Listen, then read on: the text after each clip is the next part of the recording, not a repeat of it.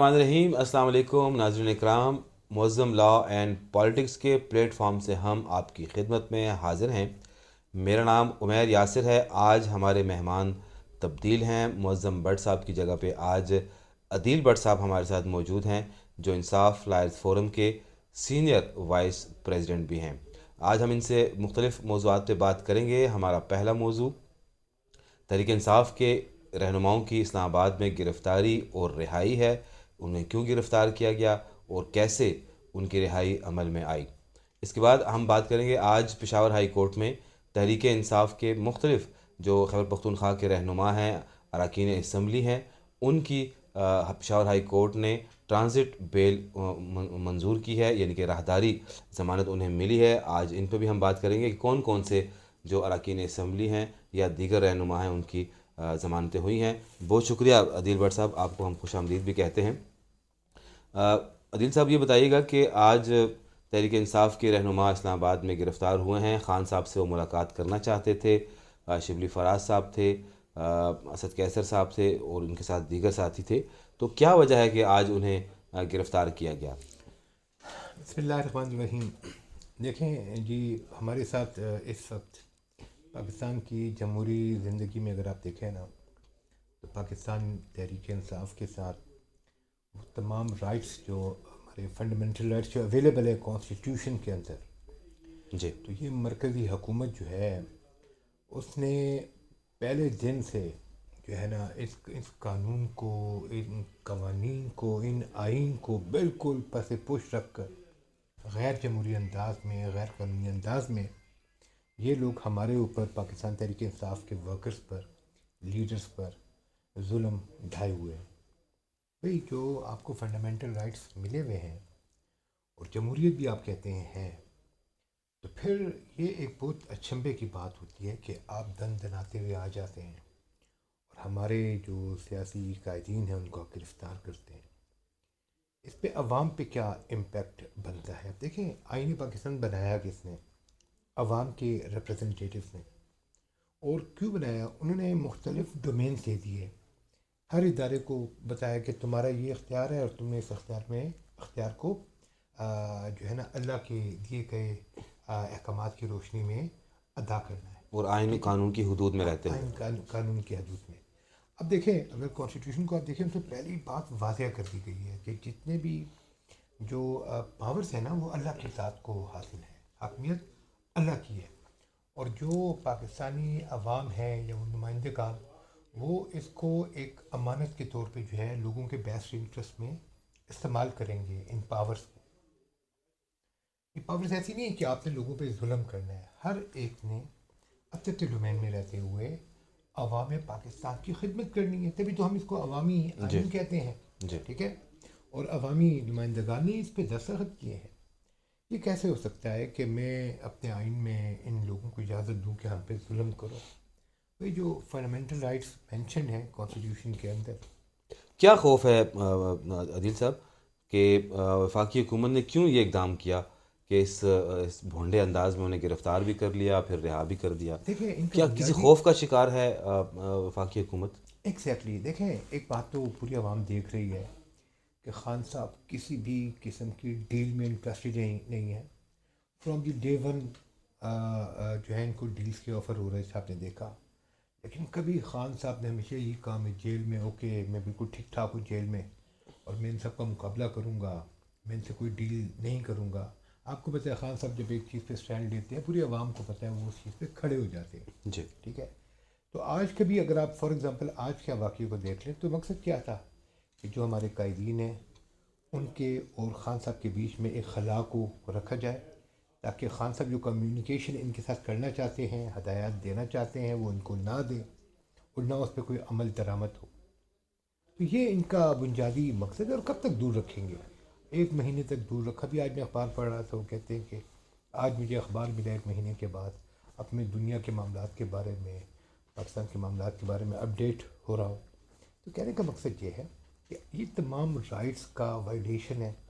आप हमारे हकूक़ सर्व कर रहे हैं। वैसे भी गुज़श्ता कुछ अरसे से तकरीबन एक माह से ज़ायद अरसा हो गया है, खान साहब की मुलाकातें कुछ महदूद की गई हैं। जी जी जी। اس سے پہلے بھی جب اڈیالہ جیل میں قیدیوں پر ملاقاتوں پر پابندی لگائی گئی تھی تو ایک طویل جو تھا وہ گیپ اس میں آ گیا تھا. ان دنوں میں شنگھائی کانفرنس بھی ہو رہی تھی، لیکن ہم دیکھتے ہیں کہ اس کے بعد بھی ملاقاتوں پر کچھ پابندی ہے. پہلے کی طرح ملاقاتیں نہیں ہو رہی. ایگزیکٹلی. دیکھیے جی، ہمارے اگر آپ دیکھیں گے نا، لاہور میں ہمارا ایک ایونٹ ہوا، ہمارا اس سے پہلے سنجانی کے مقام پہ ایک ایونٹ ہوا، ٹھیک ہے. اور میں آپ کو بتاؤں، لاہور کا ایونٹ اور سنجانی کا ایونٹ، جلسوں کی آپ بات کر رہے جلسوں کی بات کر رہا ہوں، ہیں بالکل جی. ٹھیک ہے. تو اس میں وہاں کا لوکل نکلا ان میجورٹی، جی ٹھیک ہے. ساری باتیں، پرچے مرچے بھی کٹے، وہ تکالیف بھی آئی، لیکن یہ سب کے لیے ایک حیران کن بات تھی. پہلے یہ ہم پہ یہ ڈالتے تھے کہ جی کے پی حکومت جو ہے وہ کے پی سے اتنے در در لوگوں کو لے کر آئی. بھائی کے پی میں تو خان کا ورکر ہے، کے پی میں آپ کو پتہ ہے خان کی کتنی پذیرائی ہے، اور پنجاب میں بھی بہت زیادہ پذیرائی ہے، ٹھیک ہے. تو ان دو جلسوں نے بالکل یہ جو پی ڈی ایم پر مبنی جو حکومت ہے ان کی آنکھیں کھول دی، ٹھیک ہے. ان کو خوف میں طاری کر دیا. جیسا آپ نے بالکل صحیح طرف نشاندہی کی. آپ کو پتہ ہے کہ ایک مہینے میں ایک رات آپ کو یاد ہوگا کہ میڈیا میں تھلی مچ گئی تھی کہ جی ترامیم آ رہی ہیں، اور جی جب جس سے پوچھو کیا ترامیم ہے، کسی کو پتہ ہی نہیں تھا ترامیم ہے کیا. نو بڈی واز اویئر آف، کسی کو پتہ ہی نہیں تھا. اینی وے، پھر اس کے بعد آپ دیکھیں اس سے پہلے ہی خان صاحب سے پابندیاں لگا دی، کیونکہ ان کو پتہ تھا کہ اگر یہ خان صاحب کے پاس گئے، وہاں سے جب خان صاحب کو پتہ چلے گا کہ یہ سین ہے، ٹھیک ہے، تو پھر یہ کچھ ہوگا. ہم نے دیکھیں ہمارے سب سے بڑے حریف کون تھے. ہمارے سب سے بڑے حریف جو ہے جے یو آئی کے تھے، کے پی میں اسپیشلی، ٹھیک ہے. جی ان کے ساتھ پورا ایک کمیونیکیشن سسٹم اسٹیبلش ہوا. اور مجھے آج بھی یاد ہے چیئرمین نے گوہر نے کہا کہ یہ تمام ترامیم ڈسکس ہو گئی ہیں، یہ کل ہم خان سے ان کے اوپر باقاعدہ بات کریں گے، ان کی منظوری کے بعد ہم اس پوزیشن میں ہوں گے کہ اس کو ووٹ کریں یا نہیں کریں، ٹھیک ہے.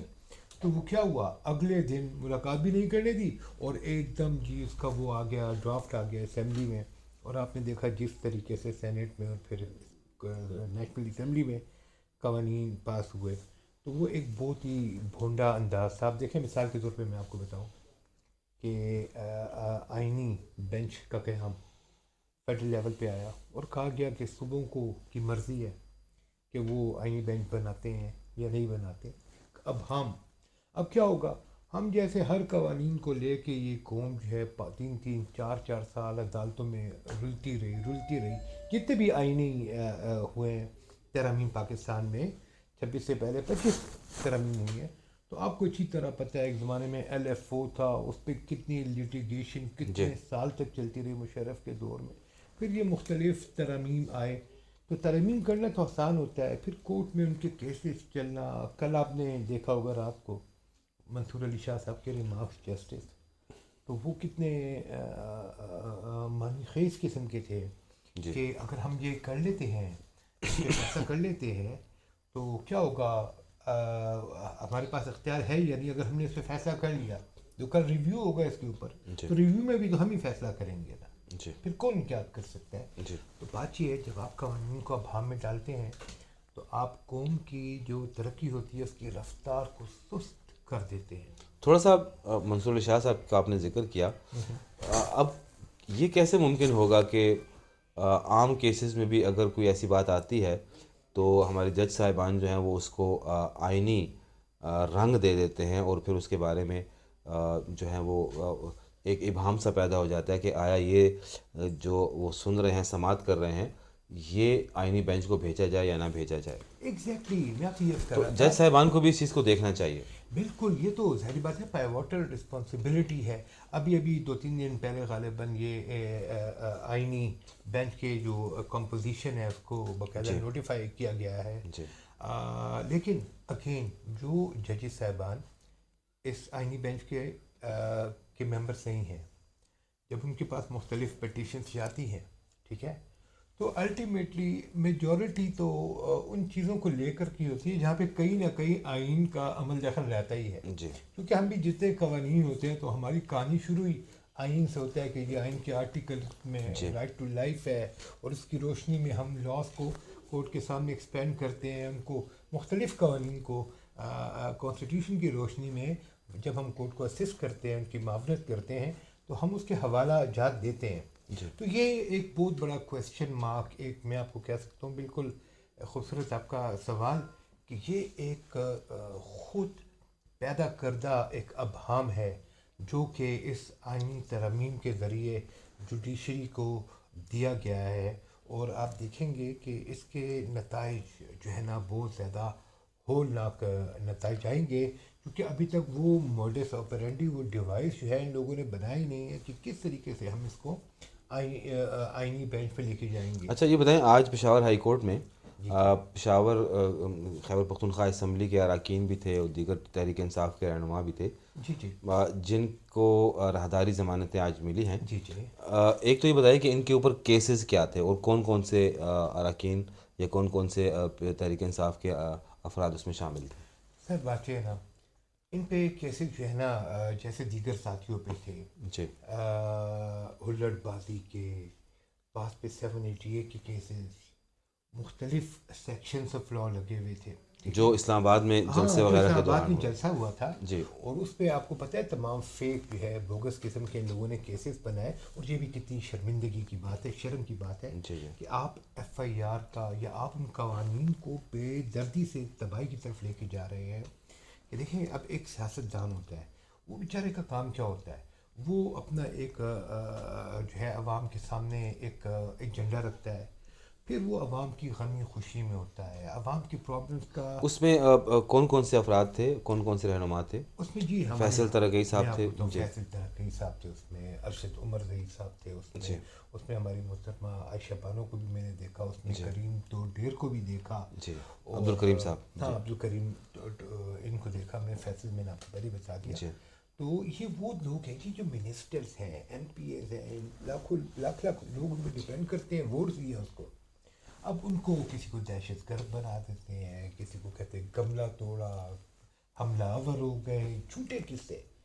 تو میں آپ کو یہ بتاؤں کہ یہ ایک اوور برڈن، ان وانٹیڈ قسم کا، عدالتوں کو اوور برڈن کر رہے ہیں اور جیلوں کو اوور برڈن کر رہے ہیں، یہاں پہ نظام انصاف کو اتنے ہرڈلس دے رہے ہیں کہ جو بھی ایم پی اے میں نہیں جائے گا ضمانت لے کر وہاں پر جائے گا، وہاں پر بیچارے کے ساتھ کیا ہوتا ہے جی وہ تو آپ کے سامنے ہی ہے۔ اچھا یہ ایک بٹ صاحب یہ بتائیے گا کہ جیسے علی امین گنڈا پور صاحب ہیں، جب جی بھی کوئی جلسہ ہوتا ہے تو اس سے پہلے وہ بڑے گرجدار اپنے اعلانات ہاں کرتے ہیں، جی ہم جی یہ کر دیں گے، ہم یہ کر دیں گے، اور ہم خان صاحب کو 15 دن کے اندر اندر جا کے چھڑا لیں گے۔ اور یہ ابھی جو سوابی کا جلسہ ہوا اس میں بھی، اور اس جلسے سے پہلے بھی انہوں نے ببانگ دہل یہ اعلان کیا کہ کارکن کفن باندھ کے آئیں اور اپنے گھروں میں بتا کے آئیں کہ اگر وہ ان کے جنازے بھی پڑھ لیے جائیں۔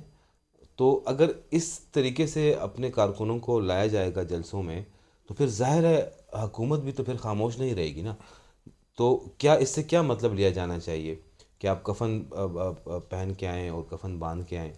تو وفاقی حکومت ہو یا کوئی بھی حکومت ہو، تو ظاہر ہے جب اس طرح کے اعلانات ہوں گے تو وہ کچھ تو اقدامات انہیں کرنے پڑیں گے نا۔ وہ تو دیکھیں پھر ایسا نہیں ہو سکتا کہ ان کو بالکل اسلام آباد پہ جانے کی اجازت دے دی جائے اور پھر یہاں سے یہ دعویٰ کیا جائے کہ ہم تو پرامن ہیں۔ جی ایگزیکٹلی، یہ بہت پیارا اور آپ نے چپتا ہوا ایک جی سوال کیا ہے، لیکن میں آپ کو اس کا بڑا سادہ سا آپ کو جواب دیتا ہوں۔ دیکھیں احتجاج کرنا قانون نے، آئین نے ہمیں اجازت دی ہے، جی ٹھیک ہے؟ آپ نے دیکھا ہمارے جو جلسے ہوئے لاہور میں، سنجانی میں، ٹھیک ہے؟ آپ دیکھیں ہمارے تمام راستے روکے گئے، جی ٹھیک ہے؟ پھر وہاں سے آنسو گیس کے شیلے، پھر وہ جو ربڑ کی وہ جو بلٹس فائر کی۔ بلٹس ہوتے ہیں وہ فائر کیے گئے۔ تو اس کا الٹیمیٹلی رزلٹ کیا ہو سکتا ہے؟ آگ لگ سکتی ہے، لوگ مر سکتے ہیں۔ تو ہمارے ساتھ تو وہ حشر ہوا، تو ہم تو لٹرلی میں آپ کو بتاتا ہوں، ہم تو جب بھی جاتے ہیں تو ہم تو سب سے دعا لے کر جاتے ہیں کہ ہو سکتا ہے ہم واپس نہ آئیں۔ جس طریقے کی فسطائیت ہے، ظلم ہے، بربریت ہے، آپ بلیو کریں، ہمیں تو لگتا ہے ہم کفن باندھ کر نکلے۔ ہمارا تو ایک ایک ورکر جو پنجاب جاتا ہے، جو ان جگہوں پہ جاتا ہے، وہ جو ہے نا گھر سے معافی مانگ کے آتا ہے، کہ وہ سوچتا ہے کہ یہ جو پی ڈی ایم سپورٹڈ پوری ٹیم ہے، یہ تو بہت ظالم لوگ ہیں، یہ کچھ بھی کر سکتے ہیں ہمارے ساتھ، اپنے انوانٹیڈ ان کانسٹیٹیوشنل خواہشات کو پورا کرنے کے لیے یہ کچھ بھی کر سکتے ہیں، ہم کچھ بھی ایکسیپٹ کر سکتے ہیں۔ اچھا یہ بتائیں، مستقبل میں جی جی آپ کیا دیکھ رہے ہیں کہ یہ صورتحال خان صاحب کی رہائی کے حوالے سے ہم بات کریں اگر، جی جی تو یہ اسی طرح ہوگا، جلسے جلوسوں کے ذریعے انہیں رہا کروایا جائے گا، یا آپ کا چونکہ لائرز فورم سے بھی تعلق ہے، جی جی تو ایک قانونی جنگ لڑ کے ان کو رہا کروایا جائے گا؟ دیکھیے جی، جہاں تک قانونی جنگ کی بات ہے، ظاہری بات ہے جب کیسز ہوتے ہیں تو میدان جنگ جو ہوتا ہے وہ عدالتیں ہوتی ہیں، جی ٹھیک ہو گیا. لیکن جہاں پر فار ایگزامپل کیسز تو ہم عدالتوں میں لڑ رہے ہیں نا، ٹھیک ہے. جی جیل میں اب ہم اور آپ جو ہیں، خدا نخواستہ ہماری فیملی میں سے کوئی جیل چلا جائے، روزانہ اس کے لیے ہم ناشتہ بھی لے کے جا رہے ہوتے ہیں، اس سے بات چیت بھی کر رہے ہوتے ہیں، اس سے حال احوال بھی لے رہے ہوتے ہیں. اگر کوئی گھر کا بڑا جیل میں ہوتا ہے وہ ڈائریکشن دے رہا ہوتا ہے. جی ایک فیملی کمیونیکیشن سسٹم یا ریلیٹیو کمیونیکیشن سسٹم چلتا ہے. اب خان کے ساتھ کیا ہو رہا ہے، چلے جی وہ جو کیسز جو ججوں کے سامنے لگے ہیں وہ کیسے ہو رہے ہیں، وہ تو میڈیا کو بھی پتہ ہے، آپ کو بھی پتہ ہے کیسے ہو رہے ہیں. بٹ دا پوائنٹ از، جو میرے فنڈامنٹل رائٹس ہیں، ٹھیک ہے، میں اپنے بچوں سے مشورہ کر سکتا ہوں، اپنے وکیلوں سے مشورہ کر سکتا ہوں، میں اپنے فیملی کے ساتھ ان کانٹیکٹ رہ سکتا ہوں، ٹھیک ہے. آپ مجھے بات کرنے کی اجازت نہیں دے رہے ہیں، جی ٹھیک ہے. تو اب آپ بتائیں نا، ان رائٹس کے حصول کے لیے ظاہری بات ہے ایک عوامی مہم جو ہے، رابطہ مہم اجاگر کی جاتی ہے، پیغام رسانی کی جاتی ہے. خان نے یہ کہا اور خان کے کہنے پہ ہم یہ کام کریں یا وہ کام کریں. آپ نے اتنے بیریئرس ڈال دیے ہیں ہمارے لیے. ہم اس پہ احتجاج نہ کریں تو کیا کریں، آپ بتائیں نا. احتجاج کریں کہ ظاہری بات ہے، ابھی دیکھیں 1 مہینے بعد ہمیں پرمیشن ملی، وہ بھی کورٹ کے پروسیس کے ذریعے، جی اور وہ آج کیا ہو گیا. تو اب بتائیں، اب بچے کو آپ دودھ نہیں دیں وہ احتجاج کرتا ہے. بچے کو آپ 2 بچوں میں سے کھانا ایک بچے کے ساتھ اچھا کریں، دوسرے کو نہ کریں، وہ آپ کا احتجاج کرتے ہیں. قدرتی یہ تو ایک ایسا رائٹ ہے جو قدرت نے انسان کو دیا ہے، ٹھیک ہے. اور آپ جو ہیں، آپ کے تو کانسٹیٹیوشن میں یہ پروٹیکٹڈ رائٹس ہیں، آپ اس کو اس کی فراہمی میں رکاوٹیں ڈال رہے ہیں.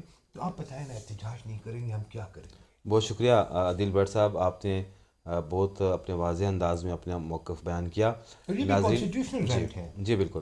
ناظرین، آپ نے ہماری گفتگو سنی، امید ہے آپ کو یہ پسند آئی ہوگی. ہمارے چینل کو لائک، سبسکرائب اور شیئر ضرور کیجیے. انشاءاللہ عادل بٹ صاحب کے ساتھ آئندہ بھی ہم اپنے پروگراموں میں اپنی گفتگو کا سلسلہ جاری رکھیں گے. اللہ حافظ ناصر.